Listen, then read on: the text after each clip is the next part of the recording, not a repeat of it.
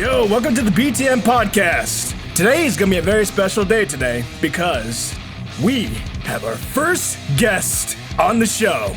Hell yeah. And that guest for the day is the magical chicken himself, Wazzy.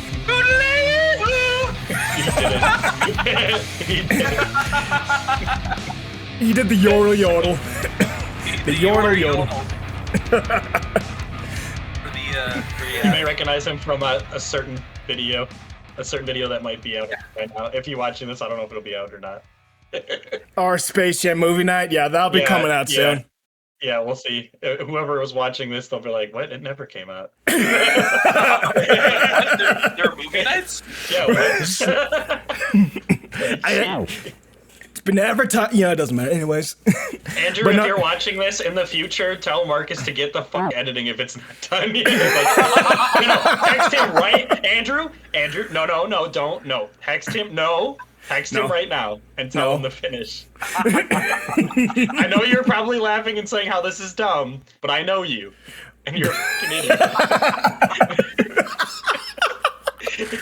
God damn it. Yeah, thanks for having me, guys. Glad to have you on. Yeah, right. But no, yeah. Welcome, Wazzy. Welcome to the podcast, man. Thank you. Yeah, dude. And Mashika, what are we talking about today? We're going to be talking about League of Legends. And before you click away, Arcane. They're like, oh, okay. They're like, okay, now we can stay. Okay, I know this sounds bad, but it's Arcane. Yes, the League of Legends show Arcane. The one. Stop saying League of Legends, man! I'm sorry. Arcane, no affiliation, no relation. Arcane.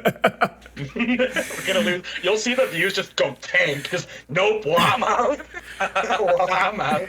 It's one of those things where like, the views.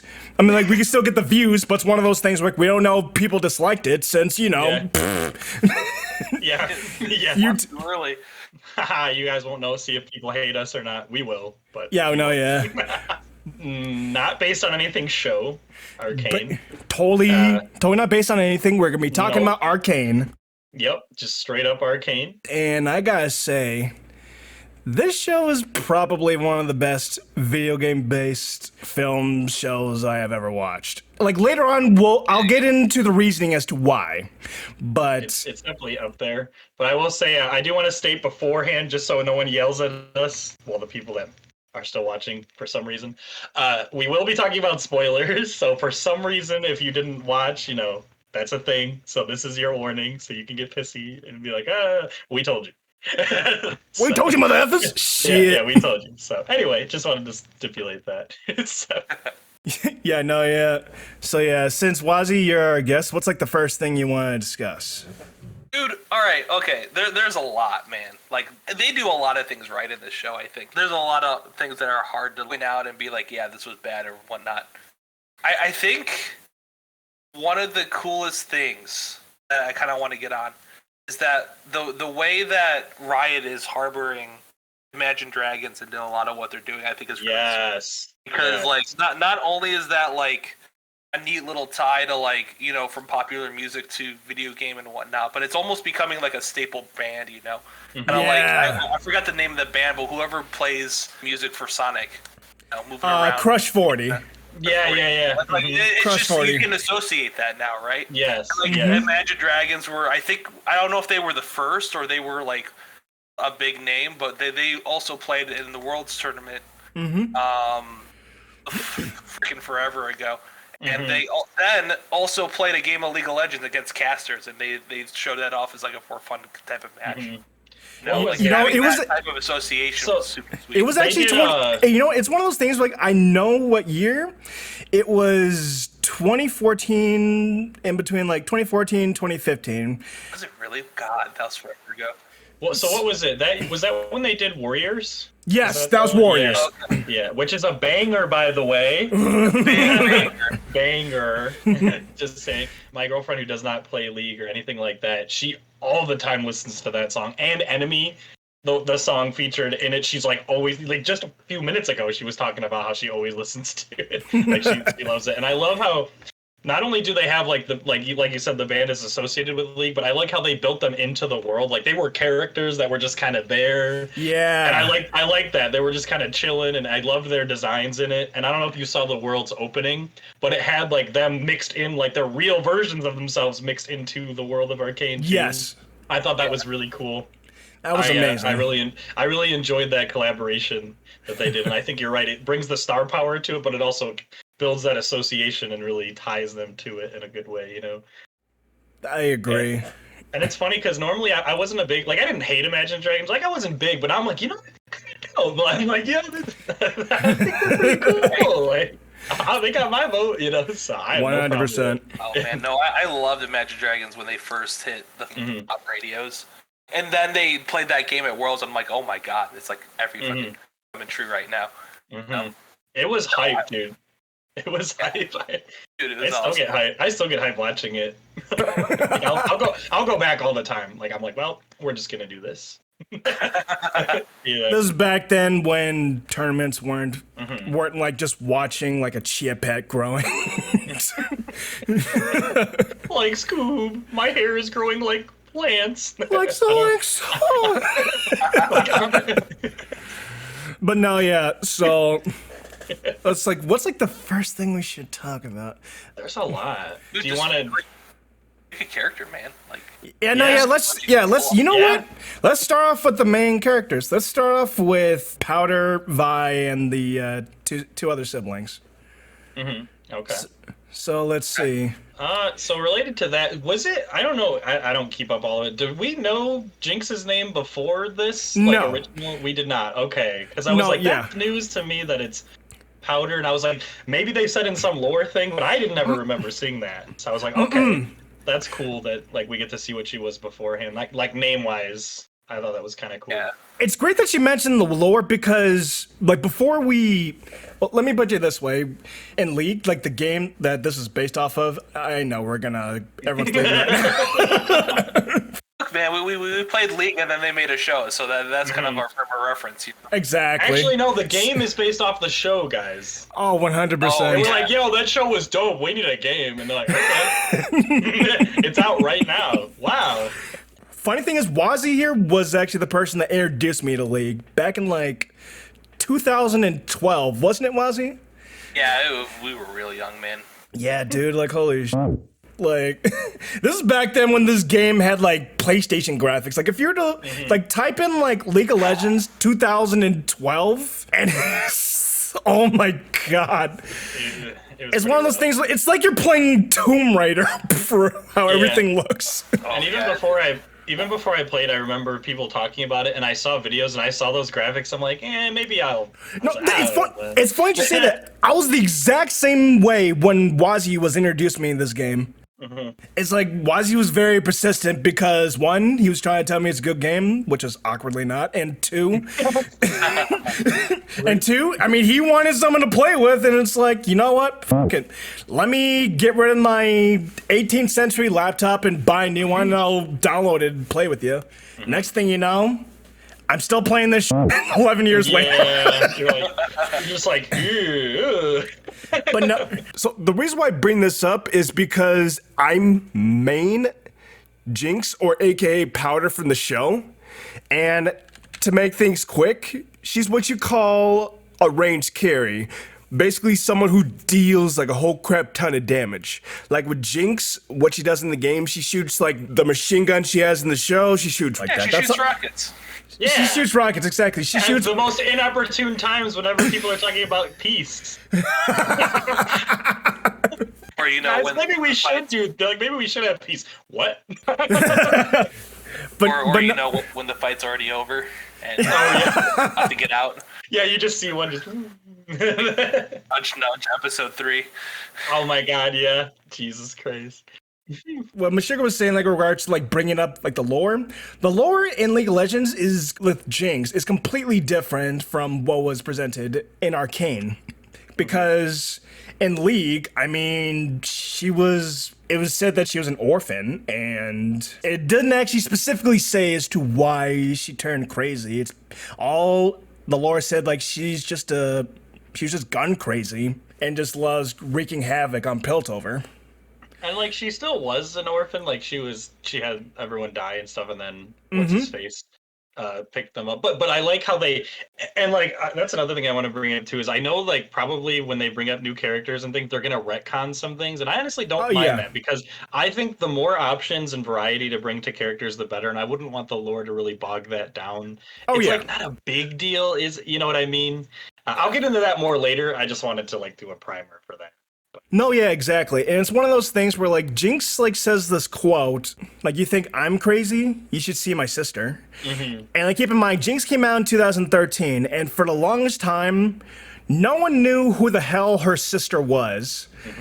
And people assumed that it was Vi. Yeah. Because according to the lore, her lore, she has interactions with Caitlyn and Vi. In the same area. And if you see Echo in his trailer, he has this wall painting that shows all of his friends. Or that's what you assume when you watch the trailer. Graph. If you look real close in that painting, one person has pink hair and the other has blue hair. And that's to be assumed to be Vi and Jinx. Okay, so these guys have like some affiliation with each other. And then like they showed it in Arcane, and it's like holy shit. I love digged into it. I love seeing that fleshed out, by the way. I thought that was really cool. Agreed. Like, they didn't dwell a lot, but enough. Like, it made me happy because I really like Echo as a character, and I like all of them together. And I think they played off nice. And I love how he came back. I remember when we, you know, when you see the owl-looking guys, which, by the way, I want that as a skin. You know, the owl, like, terrorist group. Yeah. I was like, yo, that's my boy. It's got to be my boy. Come on. And we came out, I'm like, let's go! You go! Like, I was so mad. But yeah, I actually was completely blown away by that because I was like, man, I can't wait for them to show Echo. And then there's that weird scene where they're on that platform and then they show up and I'm like, man, it's like one of these guys Echo, that'd be kind of weird. And then like it fucking was, and I'm like, yeah, you're like, yeah, yes, yeah, and I love it. And it's like seeing like how he was like before he's like this inventor genius, like later on into his teen years is just phenomenal. They introduced this character very well. And that was something I wanted to bring up now that we're talking about Echo. So are they retconning Chrono Break? You know, the short story that it was like a comic. Are they retconning that? Did that happen already? Or called it's Chrono Break. Or I think it's Chrono Break. It was like a really short. It was a comic that came out with Echo because I remember. Yeah, I know what you're talking about. Yeah. I was trying to think if that was gonna be if that like happened in the story and this is after, or it hasn't happened yet, or if they're retconning it. That was something I was. I think it's retconned. I think it is retconned because it's. Well, does he have the time powers in Arcane? No. I was gonna say no. It's definitely. I think it definitely is retcon because like he didn't make the Chrono machine yet. Yeah, right, and that's why I was like trying to find out where it might be, and I'm okay with it being retcon, but I was just like it was just the question. It was begged to the question, you know. I mean, no, they didn't, but like they hinted at it a little bit, right? Like like there's a stopwatch that mattered. There's a whole scene that played out the fight before he went through. So I don't know if that was supposed to be a representation of him going back in time in like a way that maybe makes more sense. And on the bridge, he's just like calculating it in his head before he goes in. Yeah, and like on the bridge, they had it where it looked timey-wimey, but like, was it? Like, I don't know if you know the scene I'm talking about when they're on the bridge, but I was like, I don't know. But no, we're getting like a little like too far. Like I wanted to like talk about like Vi, Jinx, or Powder at the time. Vi, Powder, and the two brothers. So let's talk about like how they just like made like that trip towards like Piltover, right? And they are going over to like steal some stuff. So it's one of those things where like showing Vi and like Jinx as like these, you know, as young as they are is like very interesting, especially since in the game they're actually like Vi's like more in her adult years and Jinx is more in her like teenage into adult years. So I think as we know, Jinx and Vi is still yet to be seen in Arcane. Yeah. No, yeah, exactly. But Yeah. it's one of those things where, like, it actually made me happy to find out that they actually just confirmed and just went along with the fact that yes, these two are definitely sisters. Yeah. Yeah. Especially Really like good. when how the show starts off. It shows off with like their parents just being murdered, and then Vander like I'm going over to them and then adopting them. Yep. Yeah, Exactly. I find that pretty interesting, especially like it makes you wonder like, wow, what are they gonna do with these characters? Yeah. Exactly. Yeah. I like how they did that too. And then the first scene we see is just these four little kids going to like this metropolis of an area and Yeah. and start stealing shit. Yeah, I think that like that whole first episode too really kind of grounds everything too in a way Yes. that like it's like a real world, right? Like they're just Yes. people roof hopping, trying to get to a specific building. They're gonna steal from it, some scientist dude, and they're Yes. trying to get out. And then like Yeah. every step on the way back too was just like this is part of the world. This is part of the world. Yeah. Like it's all setting building without like telling you, hey, we live in a fucked up area. Here's this rich area, Right, and we have to steal to make money. It's showing more than like telling per se. Yeah, You know, and and the it also show gives does you a lot of that. yeah, and it gives you the sense of scale because a lot of times in shows like they'll have a world, but it feels so small or like not fleshed out, like 'cause they Yes. just bounce around. But this, like you said, it was very well grounded. World building is definitely a big thing in this. They did it. yes. They did it very well in the first. Yeah. I don't know how the hell you do this, but like they did like world building very well in the first like 3-5 yeah. minutes. Like yeah. what? You see like these gigantic buildings. You see like the colors and everything. It just gives you the idea of being like, yeah, this is definitely a rich city. So it's like, Yeah, it does very well. I think the difference is that I love when shows or games or whatever have you doesn't treat the audience like they're dumb. Like, this is the rich place where rich people go and are dickholes. This is like, you know, like it just feels very like we're stupid. It's like, we get it. Okay. We don't like, it's way more powerful when you experience it yourself and you don't have it like spelled out to you. And it gives you something to talk about. Like we are like, you know, cause if they just spelled it out, it's like, well, yeah, we already know that. Like, you know, so it does that well. It does a lot of showing rather than telling, but it doesn't treat us like we're stupid. Like it's something that I get really mad about with a lot of media. That's what 65% of like modern media just fails at every single time. Like your job as a storyteller is to keep my suspended disbelief submerged like the Titanic. Yeah. Yes. Like you need to have your world and your characters tell and explain the story. And stuff like that is just abysmal, just non-existent most of the time nowadays in today's media. It is aggravating. Right.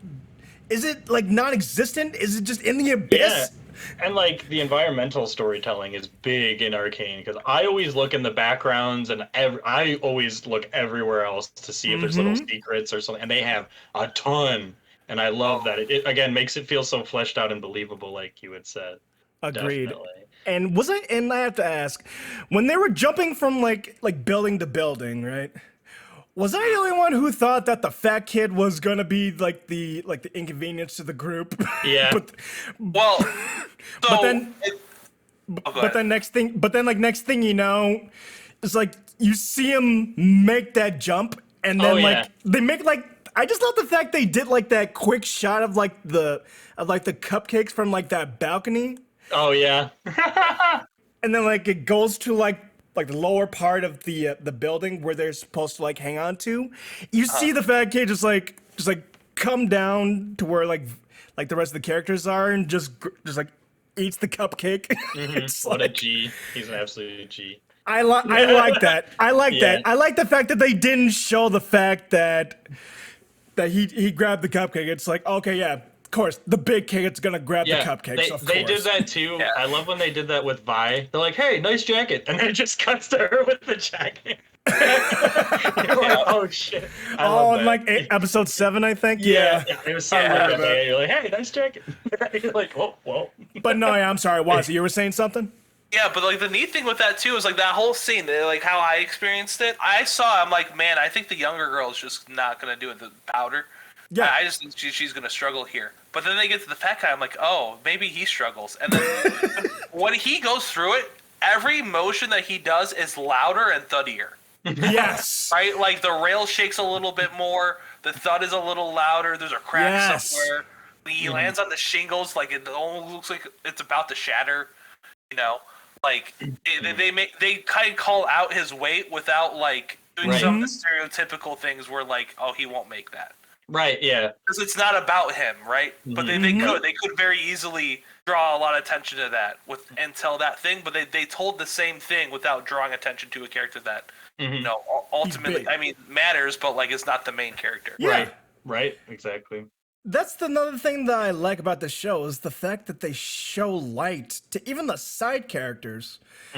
It's like you have like a grand portion of like the main cast that's from League of Legends, like, you know, Vi, Jinx, Victor, Jace, etc., etc. But no, they show like these new side characters like enough light to the point where like, wow, you actually give a crap about these characters and you want to know more about these characters. I thought they would do like throwaways, like they're like exactly. Exactly. They could have easily done that too, you know. But no, yeah, it's like you see these characters like try to like steal stuff from that one room, which is like I believe Jace's room, right? Yeah, we find out later that it's Jace's. Yeah. And like you just see Powder just like grab like all those Hextech crystals. And it's one of those things where like I was hoping to like mention this towards the end, which is probably one of like my problems in regards to this plot hole, but it's like, which is like where these Hextech crystals come from. It's one of those things where like it wasn't actually fully mentioned in the show. I'm sure we'll find out eventually, but since they already developed the crystals already, like refined them. Exactly. Like I feel like we won't know what that is, but at the same time though, it's a minor inconvenience. Yeah, I don't see it as a big thing because it's like I guess I could believe they found it or did some timey sciencey thingy to do that, you know, like. But I see what your point is definitely. But like, it's not like a big hang up where you're like, oh man, this ruins everything. You know? Exactly. Yeah, exactly. And I'm sure we'll get more probably about it, maybe because they kind of hinted at that, you know, that kind of power with like Heimerdinger and stuff. Exactly. You know, you've seen some of this stuff before. Yeah, so maybe that's like, when they'll bring it into play. Yeah, and like Jace talks about it a little bit, like in a sense that like he doesn't even really know what it is, but he it's kind of like inventing the wheel, right? Like is that like this is a thing that does this rather than like it might be, you know, we might have a definable source for it, but we don't know what that is yet. Yeah, exactly. So it's still on the table. Yeah. And like when we get to Jace, I definitely want to talk about that because it does something with Hextech that is just completely like relative to like real life, like us. Yeah. But like I want to like talk about the Undercity, or AKA Zon. Because that's basically what it is. Like I forgot what was the city called. I mean, all I know is just the Undercity, but I think they just called it the Undercity, which I was like, that's just Zon or that's all of Piltover. There's the upper city of Piltover and the Undercity of Piltover. Right. And, you know, Silco's trying to make it Zon. Like we are our own people because you don't do for us what we need you to do. Yeah, it's like trying to make it sovereign. Yeah. And I also find it interesting that like the reason why, like, you know, like you remember like when those soldiers are like just coming into the city and they're wearing masks or whatever? Yeah. Yes. I feel like the reason why they wear those is because of the fact they want to avoid like the quote unquote pollutions that is the Undercity. Right. Another thing that I liked about this show is the fact that they show the concept of classism, or AKA like being discriminatory to like your social class. So like in other words, Piltover, which is like the big city, they're obviously like the high, not even like mid-class, just mostly high class. Whereas like you see like Zon, it's legit garbage tier socialist. I liked the gas mask because I was like, man, what is that? Is that actually for like utility? Like, is there something wrong with the air or something? But and like the way that I was looking at it, I was like, are they like just see themselves as above them and they don't even want to breathe the same air as them? I think it was episode 8 or 7. I don't remember which one, but the Silco has that meeting with those guys. Yeah. And he releases that gas canister, but it wasn't a gas canister. It was just a can full of Zon air. Oh. is what it was. He's like, do you remember the air that you used to breathe? Because these guys who work for him work in Piltover now. And they were trying to flip the table on him. And he's like, yeah, you remember what it's like being down there. What they did to us. I think it's a cool way to flesh it out. I don't know if either of you have seen the movie Parasite. So I can't say I have. I kind of drew a parallel to that because what it is like all about high class and low class. These people were like pretending to be high class while they were low class. And like the big thing about it was whenever they were trying to do it, they convinced everyone, but the high class people were always like, ew, what is that rancid smell? Like it just smells like filth, like lower class, like not worth my time. Yeah. And like that was like the big thing of the movie, like, and that's how they kind of showed that. And I kind of felt that way about this, how it did it in like a similar way. But not only was it like, you know, physically like toxic, but also like showing that class struggle too. So I kind of like, and that's exactly how I thought about it, and I like that. It was very well fleshed out and shown without really telling you, like, you know what I mean? Yeah. So, you could definitely see both sides too, because what I like about it, and maybe I'm getting ahead of myself, but if you remember, like Jace didn't really understand just how bad it was down there. Yes. And he was like, no, man, fuck them. They're terrible. But when he went down there, he's like, yo, no, this is actually really bad. Like, this is terrible. Like, and I like that, like, it wasn't like, he almost seemed like the villain, but then when he went down there, it's like, he understood. Like it's almost like the people on the top, like, yeah, they're like not perfect, but I don't think they understand fully how bad it really is because they never go down there and like everyone is seen as scum. You know what I mean? It's funny that you say that because in Jace's lore in League, he's actually, like you said, he's sympathetic in Arcane, right? Bro, in this, or in League, bro, he's the borderline opposite. Yeah, is he? Really? No, dude, he was a pompous asshole that just thinks that, like, you know how humble he was in regards to, like, trying to get his inventions out there and trying to, like help those in need? Because he wants to show, like, the people the power of Hextech or interacting, like, magic with technology to help the world. And while in League, he didn't give a shit about anybody. All he cared about was, he was basically like your stereotypical alpha male that just thinks he's better above everybody else. And what I like is they touched upon that a little bit, but then he kind of gained some humility, you know? Like there was a time where I was like, oh, is he going to be like an antagonist now? And then he kind of came around, you know? So I like that. They use his naivety and ignorance from his young age as a really good handle for teeter-totterness of, you know, I have a really strong ego and I know what I'm doing, to, you know, I have no idea where the fuck I am and how I should go about this too. Okay, this is what we're doing, you know? Like, I mean, he overthrows Heimerdinger at some point. Right, right, exactly. Like, whether or not that was the right move or not, you know, I don't even know if he knows. He was like, well, I guess this is what we're doing because we need to get this done. Yes. Highway or the highway. What's funny is that when I found out that Jace was gonna be here, I mean, like, it's one of those things where, like, honestly, I wasn't even hoping for the best with him or even just thinking about him for the best. I mean, because it's like I he said. came out of nowhere. Yeah. I was like, wait, what? Huh?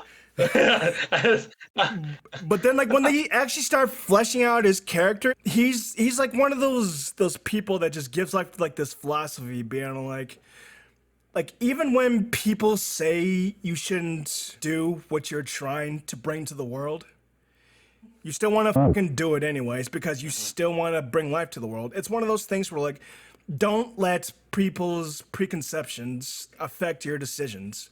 And that's basically what he did, especially with, like, Hextech. Yeah, he adhered to yeah. And with help from Victor, which we're definitely going to talk about him. Yes. He just went from, like, my least or least interesting characters to, like, probably one of the most developed characters of, like... like he has direction. Yeah. Like, where is he going with this, you know? Yeah, I really like that he adheres to that philosophy. Yeah. It's hard to say, but, like, I feel like he's, like, the most developed, just depending on how his... I'm just whacking my microphone here. Like, based on his background and what he went through. I think he definitely came the furthest of anyone so far, at least. You know what I mean? Definitely. Not that I'm saying none of the others characters. Oh, yeah, no, definitely not. It's weird, because, like, if you look at Jace, Jinx, and Vi, right? Yeah. all three of them experience some quantity of a severe trauma, right? Like Yes. Jace almost watched his mother die. Vi and Jinx literally watched their mothers die, and much more. And well, they all go in different directions. Vi kind of just stands around and does good in like a unlawful way. Jinx is pure chaos, and Jace harbors that into a sense of like progression and societalness. You know, he just goes straight into being an inventor, and then he gets into a position where his invention becomes like the ultimate thing that pushes Piltover over the edge, and then becomes a member of the council and so on and so forth. Like he grows up in a way that Vi and Jinx don't, which is like he gets thrown into the fire continually after his trauma, right? Oh yeah. Yes. Keeps getting responsibility after responsibility after responsibility, and that could be a lot in itself. You know, that itself could cause trauma. Yeah. Yeah, because like here's the thing, Jace was willing to risk being evicted from Piltover just for the small chance that this Hex Tech project works. Like this is like the second or third episode where Jace gets detained because of what Powder did, which was going into his room and grabbing like all of his Hex Tech jewels, and one of those Hex Tech jewels just exploding. Yeah. And because of that, his research was brought to a halt, and he was placed in a jail cell because of it. And this is where we get introduced to Heimerdinger. Yeah, our first Yordle. Yeah. Yeah. Yeah, because like in the game, he's like this weird, crazy inventor, and he builds turrets, shoots rockets, throws bombs and shit. But when it comes to the show, however, like take Albert Einstein procreating with a Yordle, and there's Heimerdinger. Right. Pretty much. Yeah, That's what it seems there's like a weird old wisdom to him, you know? That's like, it's not quite like monk wisdom, it's more like I've been there. like scattered brained professor type of thing. Yeah. Yes. But like I've been there, and like I have experience with this. And I like the push and the pull that it was like, hey, I like your idea, I really do, but we need to test this and make sure it's safe. But then there's the push of like, hey, we need to help people now. Why would we do that? And I think that's a very believable thing that would happen. Because he's been through that. He's been through like I think he said he's like seen like the war or something like that where magic was involved. So it's because of what he's seen, because the dude is like 300 and something years old. Yeah. Which I guess is like 60 in human years, I think. Something like that. Because of his past, it's because he's hesitant of Jason's project, which is 100% normal. That's another thing that I like about the show, is the fact that even if it seems just barbaric, it's still relatable and understandable. Yeah, and I liked them showing the disconnect where it's like, like he lives longer, so there was a disconnect where Jason's like, well, you might have time, but we don't. Like, you know what I mean? So there was like, you know, and I really like how they did that, because it makes a lot of sense. That disconnect really makes that falling out seem even more believable than just, screw you. Like, you know what I mean? Yes. Like, yeah. And that's kind of huge, right? Because like we've been playing around with that concept for a long time, right? Like elves and humans and most fantasy concepts, the elves live forever. There's always this concept of with age comes wisdom, but they put Heimer in a light that's like, without even telling you that, like, you know, this guy's a freaking millennia, really old dude, right? Is that like he's an absent-minded inventor who what seems like gave up his inventions because they were dangerous.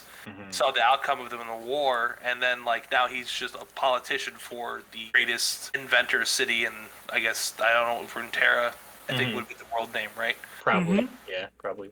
When Jace was like jailed, like going back to what I was saying, it's like when Jace was jailed and Heimerdinger introduces himself as a character and talks to him, because Jace actually comes from like the same university that Heimer teaches, and he was part of his class. So it's because of that he has this connection with Jace.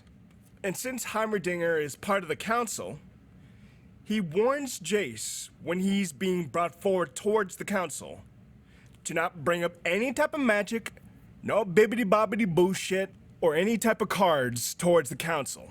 Just say it was an experiment malfunction and you'll be aight. Even though Jace was trying to explain what he was trying to do and he believes what he was doing was right, Heimerdinger still went against it and told him, do not bring up magic. Jace understood, and as he was being brought forward towards the council, Of course, he does the complete total opposite, ignores everything that Heimerdinger told him inside the jail. Even though I will admit it's very predictable, since this is a common trope in this type of narrative, I didn't care because of the character's motives. And Jace's motives as to why he goes against Heimerdinger's word, he wants to bring something new to civilization. He wants to combine magic with science. And in order for you to take certain steps to that type of succession, you have to do some stupid shit in order to do so. Yeah, exactly. So I like that Heimer has this like sense of like responsibility where like, yeah, he's like friends with Jason, he's in his corner, but at the end of the day, he has this front, he has to be a politician. Like he has to be the, and he's like, I can try to help you as best I can, but at the end of the day, I need to do what needs to be done. And I like that it really shows like, it takes it very seriously. And like, even though he's helping someone, like, I don't know, it just really showed that sense of duty, I guess. I like that he was still trying his best, like behind the scenes, but there's only so much you can do. Like at the end of the day, he needs to go with what's best, you know? And it's interesting you bring something up because, well, Wazzy, you know me better than anyone. You know I am not the biggest fan of politics, whether it's our own or any TV show realm or anything like that whatsoever. Right, I gotcha. However, this show actually made me give a shit about politics in this realm. Yes. There's like so many shows that have politics that I'm not interested in. Like perfect example, Ruby. Like Ruby, like they have there's so many things that goes on in that show to the point where like, okay, this is contradicting this. This person is technically the bad guy, but his ideals make more sense and more realistic compared to like his opponent, who's supposed to be the good guy or girl, whatever. I'm just gonna stay on top. But no, here's the thing though. When it comes to like this show though, it actually does something I just thought I would never be like engulfed in. That's in politics. I want to know more about this stuff. I'm glad you brought that up actually, because that was a big part of me. I'm like, man, the political intrigue is there because there's so many. Like you said, there's so many shows that try to do that, and you're like, I'm not interested in this at all, or I'm not engaged. But it felt so integral to the story and engaging, and you felt like there were stakes. Yes. I think that was the biggest thing, is there was stakes of like what could happen, you know, and like you could follow the you problems. Could say that they're rare. Yeah. Nice. Oh, Jesus. You know I have to. But no, I like you actually could follow what was going on, because a lot of times the politics seems like above you, and you're like, la-di-da-di-da. But this, like, you understand like why it's a problem, why they need to deal with it, how can they deal with it, what that affect. Like it makes you feel like an active participant, so you feel like you're engaged. Yes. You know, it's an interesting line here, because like there is a line where you need to do a show don't tell type of situation, and there's a line where you need to do a tell don't show situation. Yes. And the general rules I've found are you're either developing a new system or you're explaining rules, right? And politics is just a social game, right? Yeah. You're trying to play around the social stigma. So when you're trying to introduce politics to people, you can't show them what the politics are. No one can figure that shit out. You have to tell them what's going on there, and then that's how you get step by step into it. Yeah. You know, magic systems are the same way. You can't just be like, "Oh, this chick can cast fire." You're like, "Why the fuck can she cast fire?" You have to tell people that shit. Right. But it makes you more engaged, because now when something happens, you can react to it and think what you would do, and then how that, you know what I mean? And you're an active participant in it, other than just hearing about it. Right, which is like why I really, really like Jace as a character, because like every time I'm watching him play this political game, he like stumbles through it. I'm like, man, I feel that way every time about politics. I feel this man's pain, you know? Yeah. Like if I were to ever be put in his shoes, I would do everything that he did. I can relate to that man. I like that man. No? What, having sex with like the main councilwoman? Dude, absolutely. Dude, and honestly, because her mom's a bitch. Yeah, 100%. Dude, 100%. She was a lesbian anyway. Whatever, man. Right? If she wasn't into me. Big scary woman mom. That's amazing. But, it's one of those things. You just have to tell it, because if you don't tell it, the same thing happens. You get in that situation, because like, who knows? Maybe the political game in Ruby is good. I haven't seen it. I don't know. Yeah. But like, if they just show you it and don't tell you it, you can't figure that shit out. Right. You can't see the puzzle, because you know that's what politics is on the surface. You're just looking at a puzzle that you don't know the rules to. exactly. No, yeah. No clear parameters, Yeah. That's the thing. In Ruby, bro, in Ruby, there was no parameters whatsoever. No. I mean, No. sure. Yeah. There was a few things that went on through the political rallies that explained why a hierarchy leader was needed. One of them trying to figure out how to deal with poverty in that said city. At least I think so, if I'm remembering that correctly. Anyways, though, getting back to my point, though, it's nothing compared to like how they do it in Arcane. Yeah. Definitely. So, like, imagine the situation then that, like, you're in that council center with Jason. Instead of having the scene with Heimerdinger, like, telling him, hey, just don't mention the magic, and they're gonna want to exile you if you mention something like that. Just try to get yourself a minimal punishment, right? If you remove that whole scene and instead, like, had Jace talking to them, and then someone in the background's like, oh, if Jace says the wrong thing here, he might be in trouble. It's like, I don't fucking know why. What the fuck? What do you mean? Right? That's the fucking comparison, right? Yeah. Agreed. And that's something else I wanted to touch on too. I like seeing Jace's like he gets more used to the political landscape and he starts to pull strings. And I loved seeing him pull those strings to get what he wanted because it shows like, all right, he's got the hang of this a little bit and he knows what he wants and he knows, or he doesn't fully know, but he knows how he can probably get it. And I liked that too. And you saw what he was doing and I'm like, I see what you're doing. Okay. All right, I got you. Yeah. And I liked that a lot. Mad Genius is coming out again, Yeah, I really enjoyed that. Like it was because again, I also knew the parameters and I knew what he was doing. I'm like, man, that's smart. Like, So Yeah. But yeah, it's like, oh yeah, let's talk about like Victor. Now that we're like on Jace, it's like Man, Victor, bro, he's a good one. Victor. It's in the game. He actually is like a full-on android, and because of the fact that the machinery is pretty much what's keeping him alive, and because of that, he wants to spread the glorious evolution, to like spread this technology to others and stuff like that, which is technically not good depending on which perspective you see it from. Right, like from Heimer's perspective, right? Because we literally see that, like, the dude has a fucking laser claw in game, right? Yeah. But, like, they show this new technology to Heimer, and of course the guy who demos the fucking laser arm is fucking Victor. I was like, God damn. I saw that. I'm like, you.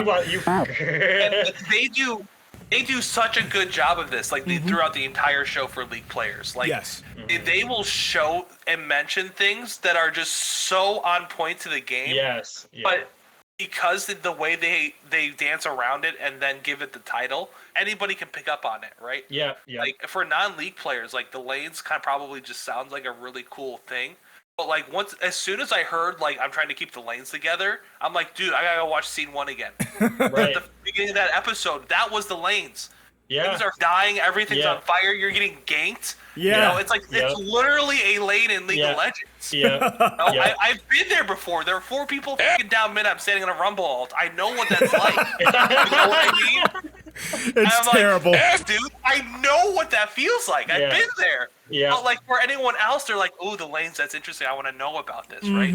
So like, you can take that one concept and you can have 2 completely different reactions. Right. Yes. Like, and people are like, "Well, what if the laser becomes relevant?" And then the league players are like, "Holy shit, that's where he gets the laser." You know what I mean? Like, I get it now. You see the remote laying out. Like, I get it. And people are seeing it for the first time. And they're like, "Man, where's this going? What's this going to look like?" You know? Yeah.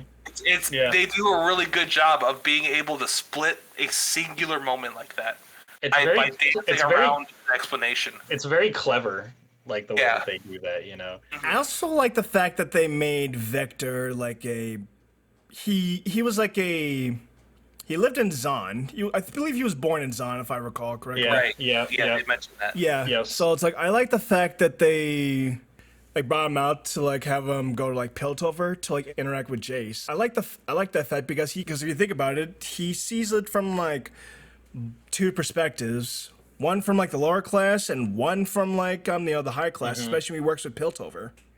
I can't fully remember what they did with his backstory, but what I do remember is just the fact that he was a kid and he interacted with like this little lizard thing, and that was like what made him perceive into like doing some type of invention or something like that, because magic was used in regards to that lizard. I can't fully remember what. And that was that Singed? Singed, They brought in Singed. Yeah, I remember. I was like, holy shit! holy shit, it is Stitch. Yeah. I was like, what? He was pretty different without that gigantic Yeah. ball on his back, right? Yeah, he does. But like Yeah. when I was watching with my girlfriend, she's like, "What are you talking about?" It's like, I was like Leonardo DiCaprio. I didn't. It's weird. Yeah. It's interesting. It's weird because like when I was watching it, I was like, man, I think that's Warwick, and then I go through a couple of other scenes. I'm like, wait, is that Jin? And I go a couple more scenes. Holy shit, it's Stitch. Yeah. Yeah, right. And I'm You're like, fire. "Hmm." Like they did the metaphor and I missed Yeah. it. And like, Yeah. And then they show the scene where he's got like the cloak covering his face. I'm like, oh, it's gotta be. Yeah. that's Yeah. so Yeah. And if But you I- see, and if you like see it, there's like another like Easter egg that I'm sure most people missed. He's holding like this flip watch thing where people like hold pictures in there, right? It's something from like the early like 18th centuries. Yeah. Yeah, right. If you look like really close, he's like looking at like a particular picture of a little who had like blonde hair, and I believe that's supposed to be Oriana. Really? Ooh, Oh shit. Like, That's like awesome. before she was an android. Right. That is dope. I did not notice that. Mm-hmm. That is cool. I didn't really read up on his lore, but I'd have to look back at that again, but I thought Yeah. Oriana was going to be the chick with the Chemtech arm. That Yeah. might be my assumption is that Silco is Jin and she's Oriana, but apparently Silco being a new TFT unit that is, going to be separate from Jin, I guess. Maybe I'm wrong, or maybe I still have the theory they're just going to demask Jin and call it Silco. yeah. Like, Yeah, I thought about that too. Or I was like, "Yo, how are they gonna?" I know they got to be involved somehow. I love how they do that. And one thing I want to say is I love when any media or anything is like when you're watching and you don't fully know what it is, but they drop little things and you're like, oh, and then when you see it, you're like, oh, like it does that. It like brings the hype. Like and they did that so freaking well. Yes. I love the, like, the rat in the thing, and I'm like, oh, Yeah. That has I was gotta be like, Twitch. yeah. right? Yeah, or I something didn't- similar. I didn't notice that at first, and then Marcus mentioned, I'm like, yo, what? They fucking twit. Yo, Yeah. what? Like, I didn't put that together. Because if I think I remember correctly, Twitch, I mean, he was definitely born in the sewers of Zon, aka the Under City, and he was actually a experimental rat, right? So it's one of the, Yeah. so it's one of those can things. believe it. So it's one of those things where like the scene where like the power of Silco injects Twitch with like the what the fuck's it called? Oh my god, the shimmer, the purple stuff. Yeah. Mm-hmm. And like and I think I can't remember who the mouse or rat killed because all I remember It is was like some kind of bird or fish or something. yeah. Yeah. I think that's what it was, and that's like where you see like the blood splatter just like happen. Yes. Yeah. It wasn't a snake. I think it was like a predator of the mouse. Yeah. Was kind of the idea, right? Yeah. Yeah. And the next thing you know, Yeah. you just see the rat just destroy it. Yeah. You just And see splatter. I can't believe I missed that, by the way. And then when you said, I'm like, yo, that's totally Twitch. Yeah. Like, what? That's another thing that I love about this show is the fact that so here's the other thing I was gonna say, like this show does something. Oh damn, we're actually reaching the hour mark here. Okay, so we're gonna take a quick break here, all right? So keep watch for part 2, and we'll see you there. All right, BTM signing out temporarily. Peace out.